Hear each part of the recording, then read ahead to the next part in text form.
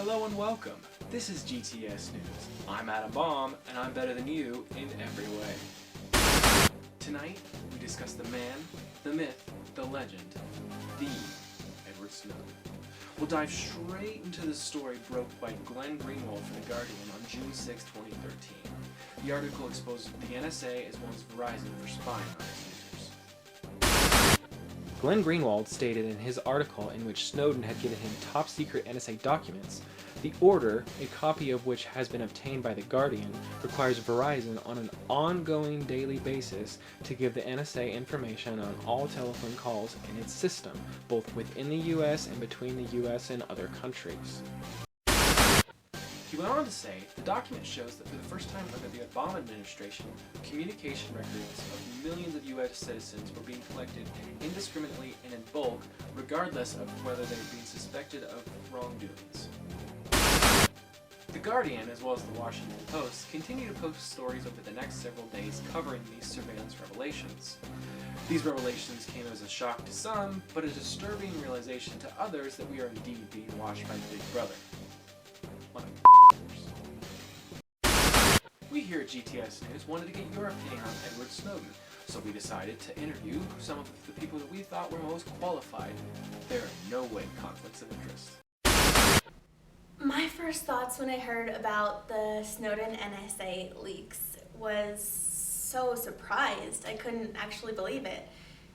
I was really happy. I was stoked. I think that it's rare that we have such heroic action being taken, especially from inside the federal government.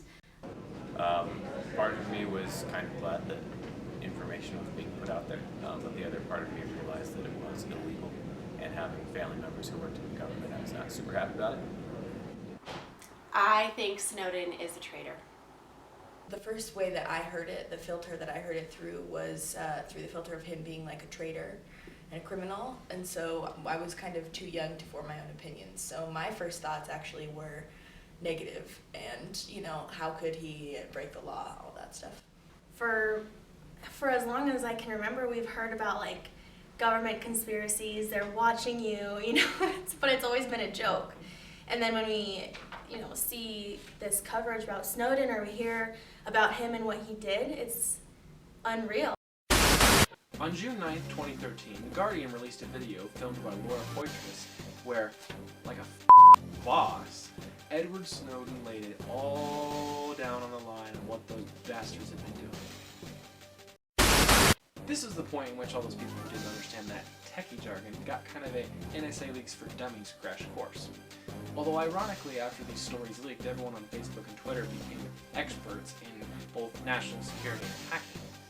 Although, funny enough, when we did our polls for this segment to figure out how much people really knew about Snowden, we found a staggering amount of people who didn't know anything at all about Snowden. But holy shit, 9 out of 10 people can tell you the ingredients of a f***ing unicorn frappuccino. So basically what this badass mofo is saying is that the NSA designed itself fancy little loopholes so that it can spy on the world anonymously. Kind of like that creepy guy who gets his jollies off, keeping eavesdropping on random people he doesn't know. Dude, I thought we threw people in jail for that. It might happen. Yeah, and monkeys might fly out of my butt. So since my family has worked in government and law enforcement and things, then I've always been wary of my own online security and presence and things, so I don't know that I made any adjustments because of that, but I definitely kept an eye on it. Personally, I have not. I have. I immediately put a Band-Aid over the camera on my laptop. On my laptop, I have a little Band-Aid that's covering the camera lens. If I could have it on my phone, I would too, but Snapchat, you can't cover your phone. The more I learn about Ed Snowden and the more I've learned about WikiLeaks and Julian Assange and what Eric Schmidt does at Google, the less inclined I have been to have anything to do with Google. So for the most part, I avoid Google if at all possible, and I certainly don't have a Gmail account. I haven't changed anything physically, but I definitely am more careful you know, knowing that anyone could be watching your camera at any time. You just have to take precaution as to what you're doing while your, you know, laptop is open and that camera is available. The day after the interview was released, Snowden left his hotel in Hong Kong. Several airports around the world were notified to not let Snowden fly. It was at this point that Snowden started to apply for asylum in several different countries. We're not talking a Joker in the Arkham Asylum type of asylum. We're talking asylum as in a country protects somebody who's bailed on their homeland after doing some super illegal and usually shakes things up pretty bad. Anyways, Snowden eventually left Hong Kong for a plane to Moscow on June 23rd. On June 25th, Russian President Vladimir Putin stated that Edward Snowden was in a transit zone at a Moscow airport and he would not be extradited to the United States, stating that he was free to go about Russia. Because who wouldn't want a vacation in Russia? We now return to popular Russian cartoon Shoe and Shoeless. Shoe and shoeless. One is meaningless without the other. Eventually, Putin told Snowden that he would have to stop leaking U.S. secrets in order to gain asylum, even though he knew Edward Snowden ain't got no time for that. Ain't nobody got time for that. Because of this, Snowden continued to apply for asylum in more than 19 other countries, including China, Nicaragua, India, and Venezuela. Basically, if it wasn't America, Snowden was trying to crash there. On July 3rd, a plane carrying Bolivian President Evo Morales was rerouted to Austria after several European countries refused to let it fly through its airspace after suspicions that Edward Snowden was on board. The plane was grounded and it wasn't found, in fact, that Snowden was not on board. Now, think of Snowden's perspective. It must have been hilarious, right? The whole world's freaking out, everyone's thinking they found you, they've got this plane, they're landing it, and you're just sitting there like, dumbasses. I don't know if I would call him a hero or a criminal. I think I would just call him a patriot. He just did what he thought he had to because he loved his country and he felt that the people had the right to be informed, and I absolutely think that he should be pardoned. I believe that Ed Snowden is probably, in the history of the United States, certainly in the history of the United States, maybe in terms of the Western world, he is probably going to be viewed historically as one of our most important patriots and visionaries. So like I said, I do think that I do realize that it is illegal, and so in that sense he's a criminal. I think at this point it's unlikely that he will be jailed because he's running so much, but I don't think he should be pardoned. I think he is a criminal and he should be, he should stay in prison forever. I love Edward Snowden. I love what he did and what he stands for. And the fact that he made that ethical decision, like, people need to know this. Definitely pardoned. I think he is a hero. I think that it takes a lot to have ethical standards and to have those ethical standards inform your actions. And in his case, he made a choice. Yes, he violated a law, committed this act of treason by stealing this data and sharing it with the public. But I do think that when things are for public interest, like in some of the cases that we've looked at in journalism and the impacts of journalism on democracy, I think when it's in public interest, then it should be pardoned. On July 16th, Snowden formally asked his lawyer to submit a request for temporary asylum in Russia. Snowden feared being persecuted by the U.S. government, possibly facing torture or even death. 10 days later, the U.S. Attorney General Eric Holder stated that they would not seek the death penalty in the case of Edward Snowden. Now, hold the f*** up. Are you serious? Did our government really consider executing Edward Snowden? I mean, 10 days is a long time to wait to say something. But, to be fair, our president once said, before he was president, that there was still a thing called execution. And he also said several other Trump-like things about Snowden. What would you do about Snowden? I think he's a total traitor, and I would deal with him harshly. And if I were president, Putin would give him over. I would get along with Putin. I've dealt with Russia. You think you'd get along with Putin? I think I'd get along with him fine. I think he'd be absolutely fine. He would never keep somebody like Snowden in Russia.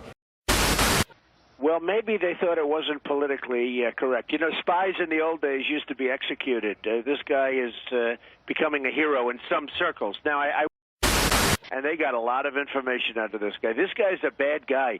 And, you know, there is still a thing called execution. Feel how you will about Snowden, but wanting to execute a man for exposing that the government was spying on its own people is a bit extreme. He did this for the American people because he felt like if he were in their shoes, he would want to know. I don't think that they're wrong in trying to observe illicit activity, terrorism and whatnot, but I do think that they're going about it the wrong way. I think that if they obtained warrants and informed the public as to their actions, it would be a more acceptable process, but I think that when they shroud their actions in secrecy, it makes them seem untrustworthy and it doesn't work as well. I think there is a definite balance that if someone is suspected to be doing something wrong, or if there's a terrorism threat or something, yeah, I think that you should be spied on. You know, that sounds awful, but I think that if you're doing something bad, yes, but normal people like me feeling like I need to cover up my laptop camera is not okay. I think it's definitely an invasion of privacy for sure. Yeah, I do.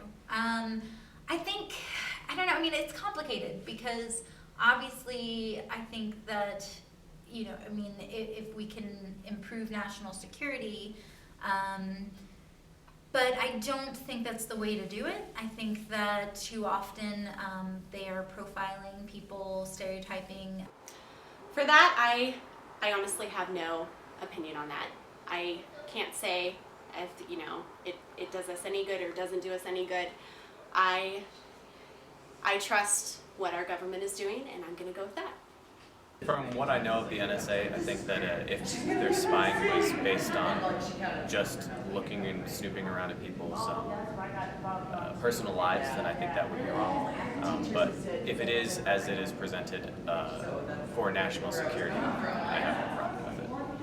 Absolutely. The NSA is violating every aspect of the Fourth Amendment in the United States, and the NSA has absolutely no oversight. There is no governing body. There is no Freedom of Information Act with the NSA, and it's a huge concern of mine. Is that all of these screening and sort of manipulating and spying tactics aren't doing much to protect us. So I think they need to be rethought, and I don't think that spying on citizens or reading emails should be allowed. I think the Patriot Act should be stopped, and I think it's a violation of our First Amendment rights. On August 1st, 2013, Snowden was granted asylum in Russia for 1 year. As it stands now, Snowden has asylum in Russia until 2020. Wait, didn't Trump say... Look, if I'm president, Putin says, hey, boom, you're gone. I guarantee you. So unfortunately, he will still be in Russia for the release of Star Wars Episode 9. Poor bastard. No! After seeing and hearing all this and listening to me rant, we must ask ourselves the most important question. How has this major story changed democracy? Well, the answer is quite simple. You see, Edward Snowden changed everything, even if people don't realize it. I think it's made people more skeptical of the government. In some cases, rightfully so. In other cases, maybe not. But I think it's definitely shaped the way that our country views and deals with cyber threats greatly. I mean, I just think people are more informed. They know more now than they did before, and they're more likely to notice if something is wrong. You know, if their camera light comes on without them turning it on, it's not just a glitch anymore. It could actually be the NSA watching you. I just think people are more aware now. I think that we need to understand that we shouldn't sell ourselves to the media for money. So I think that people should understand that safety is priority and America comes first.